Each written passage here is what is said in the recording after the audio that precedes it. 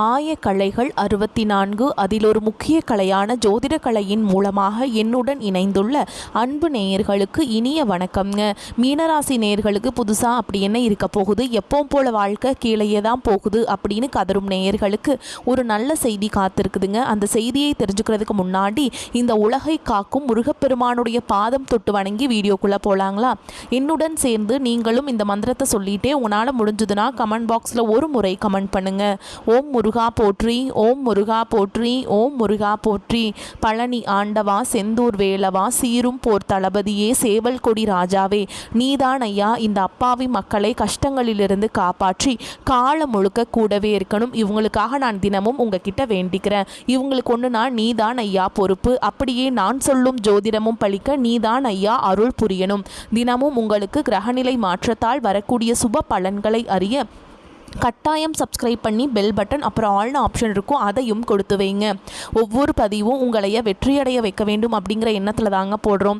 மீனராசிக்காரங்களே, உங்களை பொறுத்த வரைக்கும் கிரக நிலைகள் எப்படி இருக்குன்னு பார்க்கலாங்க. ராசியில் சந்திர பகவான், பஞ்சமஸ்தானத்தில் குரு பகவான், ரண ருண ரோகஸ்தானத்தில் கேது பகவான், அஷ்டமஸ்தானத்தில் புதன் பகவான், பாக்கியஸ்தானத்தில் சூரிய பகவான், செவ்வாய் பகவான் மற்றும் சுக்கிர பகவான் கூட்டணியில் இருக்காங்க. அயன சயன போகஸ்தானத்தில் சனி பகவான் மற்றும் ராகு பகவான் கூட்டணியில் இருக்காங்க. இப்படி கிரக நிலைகள் இருக்குதுங்க. மீனராசிக்காரங்க புதுமையான சிந்தனைகளுக்கு சொந்தக்காரங்க. பூ போல மனசு, கோபத்தை மறைச்சிட்டு சிரிப்பை மட்டும் காட்டக்கூடியவங்க. எடுத்த காரியத்தை எப்படியாவது முடிச்சிடணும் அப்படிங்கிறதுக்காக கஷ்டப்பட்டு போராடக்கூடியவங்க. நல்லது கெட்டதை முழுசா தெரிஞ்சவங்க. குரு பகவான ராசி அதிபதியாக கொண்டவங்க. எல்லா இடங்கள்லையும் நேர்மையையும் உண்மையை மட்டுமே நம்பக்கூடியவங்க. உங்களுக்கு சொந்தமோ பந்தமோ அது தப்புனா அது தப்பு தான், வெட்டு ஒன்று துண்டு ரெண்டுன்னு பேசக்கூடியவங்க. உங்களை ஒருத்தர் பஞ்சாயத்து கூட்டிகிட்டு போகிறார் அப்படின்னா நீங்கள் கூட்டிகிட்டு போகிற பக்கமெல்லாம் சப்போர்ட் பண்ண மாட்டீங்க. எந்த தரப்பில் நியாயம் இருக்குதோ அங்கே தான் நீங்கள் சப்போர்ட் பண்ணுவீங்க. உண்மை நியாயத்துக்கு மட்டுமே என்றைக்குமே கை கொடுப்பீங்க. உண்மைக்கு புறம்பாக எந்த ஒரு விஷயத்தையுமே செய்ய மாட்டீங்க. இதனால தான் உங்களுக்கு நிறைய கஷ்டங்களும் துன்பங்களும் அதிகமாகவே ஏற்பட்டுருக்கு. தங்களுடைய கஷ்டத்தையும் கண்ணீரையும் கடுகளவு கூட மற்றவங்களுக்கு தெரியாமல் பார்த்துப்பாங்க. இதனால் பார்க்குறவங்க எல்லாருமே மீனராசியா இவங்களுக்கு என்னப்பா சூப்பராக இருக்காங்க, இவங்களுக்கு என்ன குறைச்சல் அப்படின்னு தான் நினச்சிட்ருக்காங்க. ஆனால் சாப்பாட்டு கூட கஷ்டப்படுறது உங்களுக்கு மட்டும்தாங்க தெரியும். மீனராசிக்காரங்க வாழ்க்கையில் பிறந்ததுலேருந்தே கஷ்டம் தான். நீங்கள் நினைப்பீங்க மீனராசிக்கு மட்டும்தான் கஷ்டம் இருக்குதா, ஏன் எல்லா ராசியும் தானே கஷ்டப்படுறாங்க அப்படின்னு நினைப்பீங்க. மற்ற ராசிக்காரங்களை விட உங்களுக்கு தான் கஷ்டங்கிறது கொஞ்சம் அதிகமாகவே இருக்குதுங்க. கஷ்ட காலத்தில் திரும்பி பார்க்க கூட ஆள் கிடையாது. ஏதோ தட்டு தடுமாறி எந்திரிச்சு நிற்கிறப்போ உங்களை குறை சொல்கிறதுக்குனே நிறைய பேர் தேடி வருவாங்க. உங்கள் சொந்தக்காரங்க நண்பர்களுக்கு ஒரு தேவை இருக்குதுன்னா மட்டும்தான் உங்ககிட்ட வருவாங்க. அந்த தேவை முடிஞ்ச உடனே உங்களை தூக்கி போட்டுட்டு போயிடுவாங்க. மறுபடியும் அவங்க வந்து உங்ககிட்ட உதவின்னு கேட்பாங்க. அவங்க உங்களுக்கு முன்னாடி பண்ண துரோகத்தை எல்லாமே மறந்துட்டு மீண்டும் அவங்களுக்காக உதவி செஞ்சு ஏமாறக்கூடியவங்க தான் நீங்கள். வாழ்க்கையில் எப்படியாவது முன்னேறணும் அப்படிங்கிறதுக்காக தினம் தினம் கஷ்டப்பட்டு உழைக்கிறவங்க தான் நீங்கள். கடந்த காலகட்டங்களில் தங்களுடைய வாழ்க்கையில் நீங்கள் நல்லது நடக்க போது நினச்சிட்டு இருந்திருப்பீங்க. ஆனால் உங்களுக்கு அந்த டைமில் ஒரு மிகப்பெரிய ஏமாற்றம் தான். புதுசாக பிரச்சனைகளும் கஷ்டங்களும் தானாகவே உங்களை தேடி வந்திருக்கும். மீனராசிக்காரங்க சொந்த பந்தத்தை இழந்தாங்க, சொத்துக்களை இழந்தாங்க, தங்களுக்கு நெருக்கமாக இருக்கக்கூடிய உறவுகளையுமே இழந்தாங்க. கடைசியாக நான் மட்டும்தான் எல்லாத்தையுமே இழந்துட்டு நிற்கிறதா இருக்குது, எனக்கு உயிர் வாழவே பிடிக்கலன்னு சொல்லிட்டு இருக்காங்க. இதுக்கு மேலே என்னால் வாழவே முடியல சாமி, தயவு செஞ்சு என்னை வந்து உன் கூடையே கூட்டிகிட்டு போயிரு. நான் இவ்வளோ கஷ்டப்பட்டதுக்கப்புறம் எனக்கு வாழ்க்கையில் வாழணுங்கிற எண்ணம் சுத்தமாகவே போயிருச்சு. உங்கள் மனசில் கவலையும் துன்பமும் தான் அதிகமாகவே இருக்குதுங்க. நீங்கள் செய்யக்கூடிய ஒவ்வொரு விஷயத்தையுமே தடுப்பதற்கும் உங்களை அவமானப்படுத்துவதற்கும் இங்கே நிறைய நபர்கள் முயற்சி பண்ணிகிட்ருக்காங்க.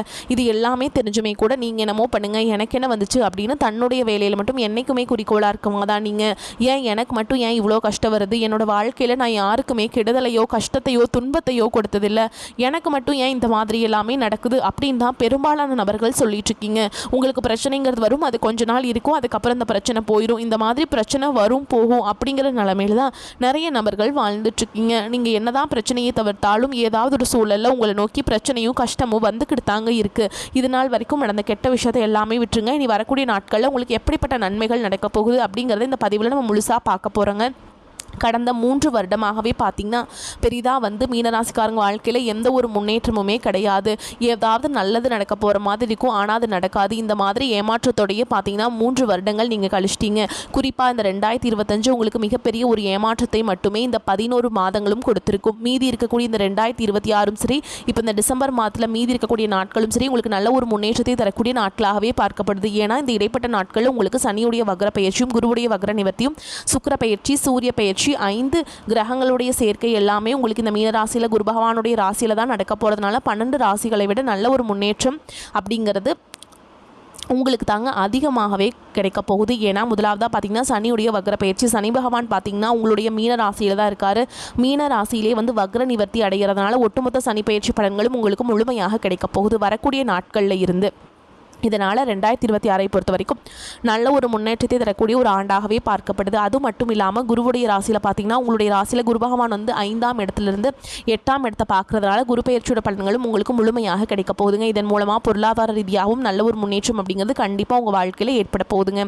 அடுத்ததாக பார்த்திங்கன்னா சுக்கிர பயிற்சியை பொறுத்த வரைக்கும் இது பொது பலன்களாகவே பார்க்கப்பட்டாலும் 12 ராசிகளுக்கும் நல்ல ஒரு முன்னேற்றம் அப்படிங்கிறது இதன் மூலமாக ஏற்பட போகுது. இதன் மூலமாக கூடுதல் முன்னேற்றம் அப்படிங்கிறது மீன ராசிக்காரங்களுக்கு கண்டிப்பாக ஏற்பட போகுதுங்க. கடந்த காலகட்டங்களில் நீங்கள் எதையெல்லாமே இழந்துட்டு கஷ்டப்பட்டு வருத்தப்பட்டு இருக்கீங்களோ அது அனைத்தும் பெறக்கூடிய ஒரு காலகட்டமாகவே பார்க்கப்படுது.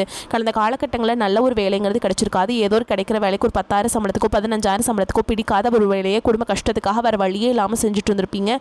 ஆனால் இனி வரக்கூடிய நாட்களில் நீங்கள் படித்த படிப்புக்கு ஏற்ற மாதிரியும் உங்களுக்கு பிடிச்ச மாதிரியும் நீங்கள் ஒரு அரசாங்க வேலைக்கு ட்ரை பண்ணாலும் சரி, ஒரு ஐடி ஜாபோ, ப்ரைவேட் ஜாபோ, பேங்க் ஜாபோ, நீங்கள் எங்கே வேலைக்கு ட்ரை பண்ணாலும் அந்த ஜாப் அப்படிங்கிறது உங்களுக்கு நிச்சயமாக கிடைக்க போகுதுங்க. கோர்ட்டு கேஸுன்னு ரொம்ப நாட்டில் அலைஞ்சிட்ருக்க நபர்களுக்கு விரைவில் உங்களுக்கு சாதகமாகவே தீர்ப்பு வரும். சொத்து பிரச்சனையும் உங்களுக்கு சாதகமாகவே முடியும். சனி பகவானுடைய பார்வை உங்களுக்கு நேரடியாகவே இருக்குது.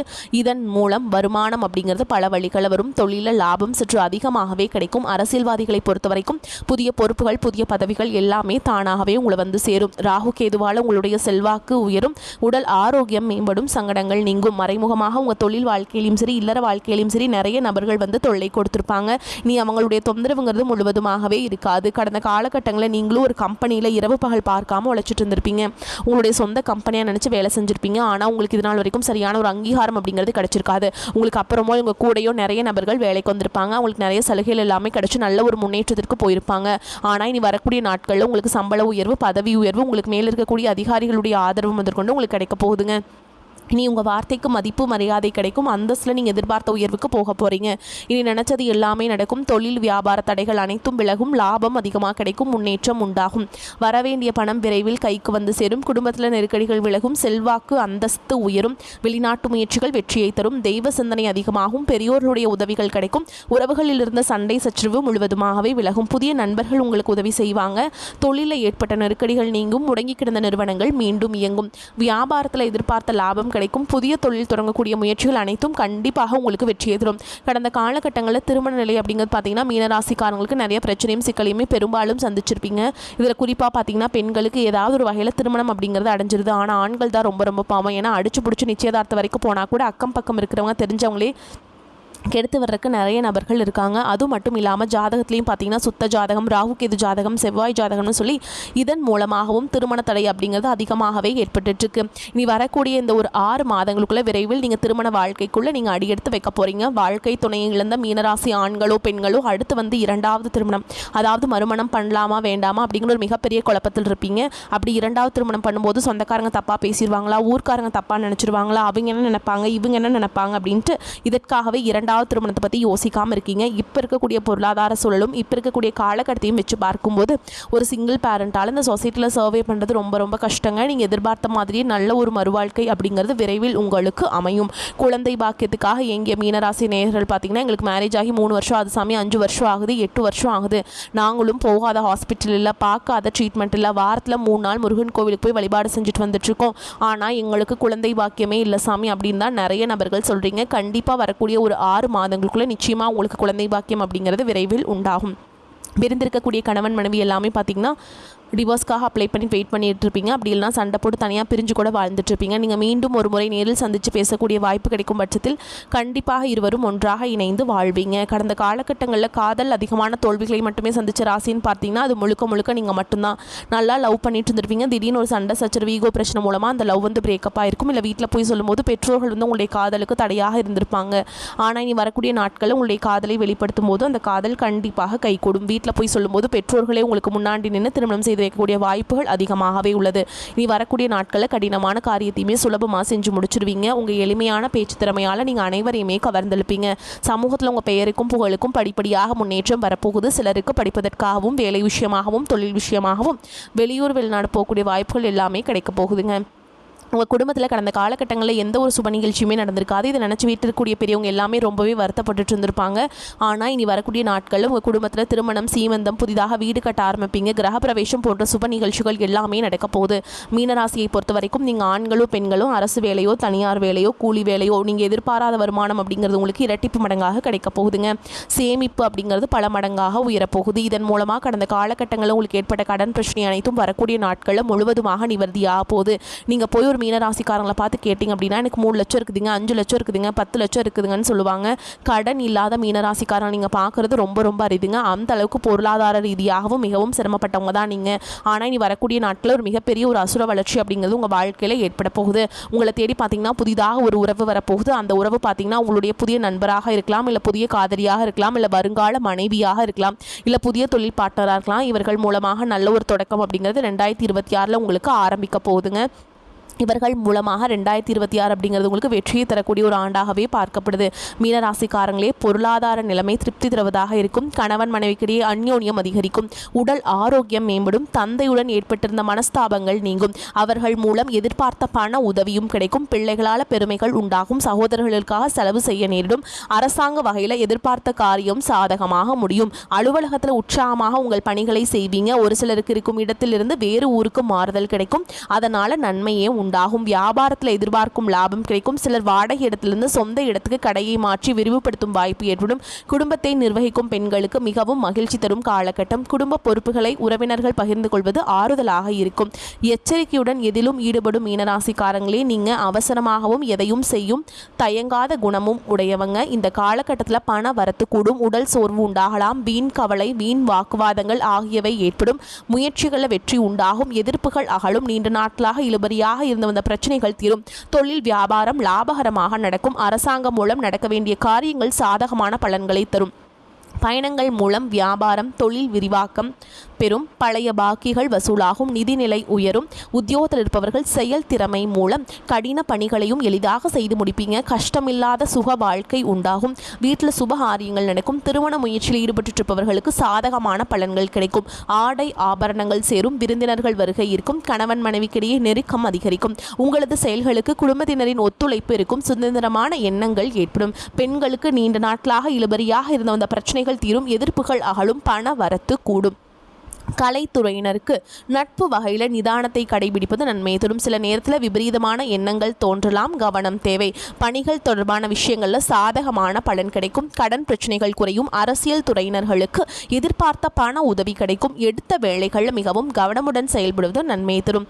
மன வலிமை அதிகரிக்கும். மக்கள் மத்தியில் மதிப்பு கூடும். மாணவர்களுக்கு கல்வியில் வெற்றி உண்டாகும்.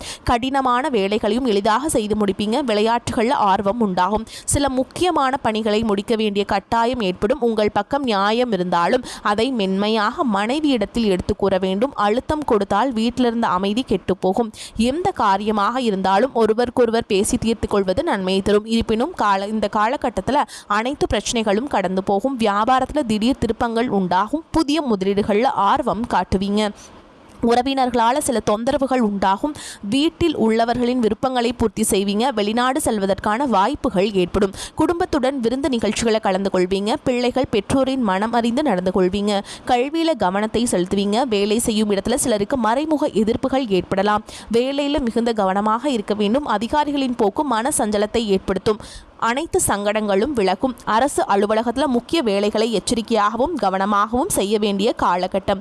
வியாபாரம் ஏற்ற இறக்கமாக நடக்கும். சக போட்டியாளர்களை சங்கடப்பட வைப்பீங்க.